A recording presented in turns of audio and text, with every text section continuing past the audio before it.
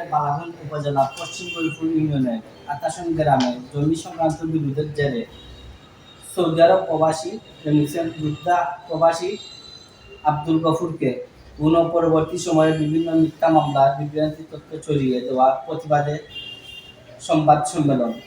স্থান Sylhet press club, শহীদ বাজার, সিলেট। প্রিয় সাংবাদিক ভাই বোনেরা, আমি বালাগঞ্জ উপজেলা পশ্চিম গরিপুর ইউনিয়নের সাবেক ইউপি সদস্য মৃত আহমদ আলীর ছেলে মোহাম্মদ এনামুল হক গত 11 জানুয়ারি 2025 ইংরেজি তারিখে বালাগঞ্জ উপজেলা পশ্চিম গরিপুর ইউনিয়নের আমাদের নিজ গ্রাম আতাসন গ্রামে জায়গা সংক্রান্ত বিরুদ্ধে জের ধরে আমার বড় ভাই আব্দুল গফুর সৌদি আরব প্রবাসী মিছিল যোদ্ধা নিহত হন। আমার বড় ভাইকে আমাদের গ্রামের আতাসন গ্রামের দিদু মিয়া ও তার বাইপাতি যারা ধারালো অস্ত্র দিয়ে আঘাত করলে পরবর্তীতে হাসপাতালে নিয়ে গেলে ডাক্তার তাকে মৃত ঘোষণা করে। দীর্ঘদিন যাবৎ দিলু মিয়া ও তাদের সাথে আমাদের সামাজিক বিরোধ চলে আসছিল।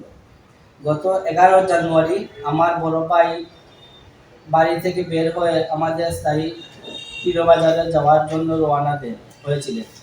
প্রতিমধ্যে দিলু ও তার বাইপাতি যারা পূর্ব পরিকল্পিতভাবে উৎপাত পেতে আমার বড় ভাইকে আক্রমণ করে।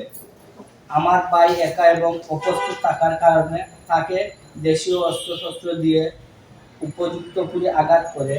এতে তিনি মারাত্মক আহত হওয়ার পর তাকে হাসপাতালে নিয়ে গেলে ডাক্তার তাকে মৃত ঘোষণা করে। প্রিয় সাংবাদিক বা বন্ধুগণ, আপনাদের কাছে জানতে চাই, আমার বড় ভাই মৃত আব্দুল গফুর জানুয়ারি মাসের 30 তারিখ সৌদি আরব যাওয়ার জন্য টিকিট কনফার্ম করেছিলেন। এই বিষয়টি হয়তো বা তারা জানত।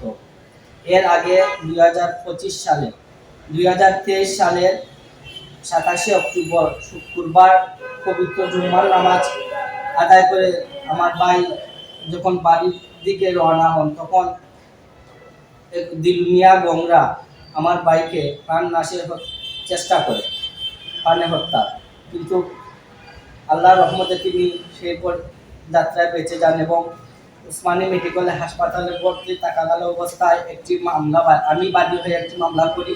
সেই মামলায় দিলু সহ তার বাইপাতি যারা দীর্ঘদিন যাবৎ জেল কাটে, যার মামলা নম্বর জিয়াদ পালাগন 5। জাতির বিবেক সাংবাদিক বন্ধুগণ, আমরা চার ভাই 12 জানুয়ারি সৌদি আরব থেকে আমরা দেশে আসি আমাদের ভাই মৃত্যুর খবর শুনে। আমার ভাইকে হাসপাতাল থেকে সন্ধ্যায় নিয়ে আসেন আমাদের আত্মীয় স্বজনরা। আমরা দাফন শেষ করতে রাত হয়ে যায়। হত্যাকারীদের বাড়িঘর, স্থায়ী লোকজন কে বা কারা ঘটনার দিন অর্থাৎ 11 জানুয়ারি তাদের বাড়িঘর কে বা কারা ভাঙচুর করে। আমরা তখন সৌদি আরবে ছিলাম, আমরা 4 ভাই। অত্যন্ত দুঃখজনক হলেও সত্য যে মূল বিষয়টি আড়াল করতে হত্যাকারীরা এই ভাঙচুর দায়ভার আমাদের উপর ফেলে। তারা গজব ছড়ায় যে তাদের বাড়িঘর নাকি আমরা ভেঙে ফেলছি, অথচ আমরা 4 ভাই তখন সৌদি আরবে ছিলাম। এবং তারা যে মামলাটি করেছিল বালাগঞ্জ থানায়, সেই মামলাটি 11 তারিখ এবং 13 তারিখের ঘটনাতে, যে 11 তারিখ নাকি তাদের গরু, বাছুর, হাঁস, মুরগি বাড়িঘর আমরা ভেঙেছি, অথচ 11 তারিখ আমরা সৌদি আরবেই ছিলাম। আমরা 12 তারিখ আমরা বিকালে আসি। দেশে আসার পর আমাদের আত্মীয় স্বজনরা আমার ভাইকে উসমানী মেডিকেল থেকে নিয়ে বাড়িতে যায়।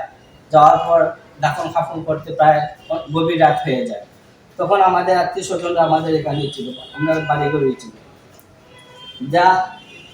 যা মিথ্যা কথা। বাস্তবে অভিযুক্ত আমরা এসব কাজের সাথে কোনোভাবে জড়িত নয়।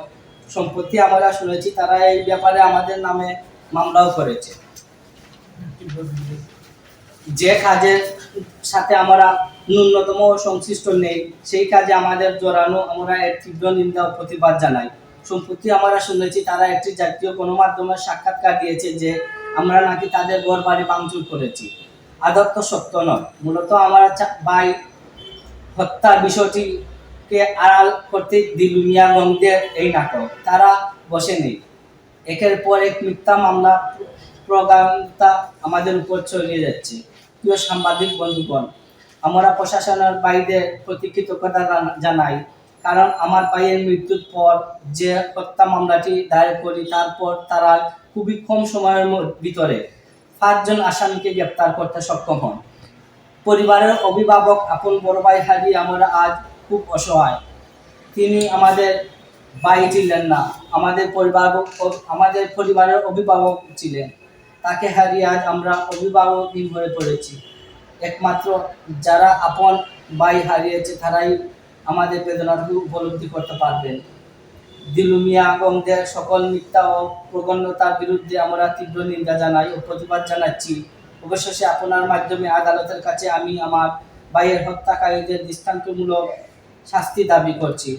কষ্ট করে আমাদের এই সংবাদ সম্মেলনে উপস্থিত হওয়ার জন্য আপনাদের প্রতি কৃতজ্ঞতা জানাই এবং ধন্যবাদ জানাই।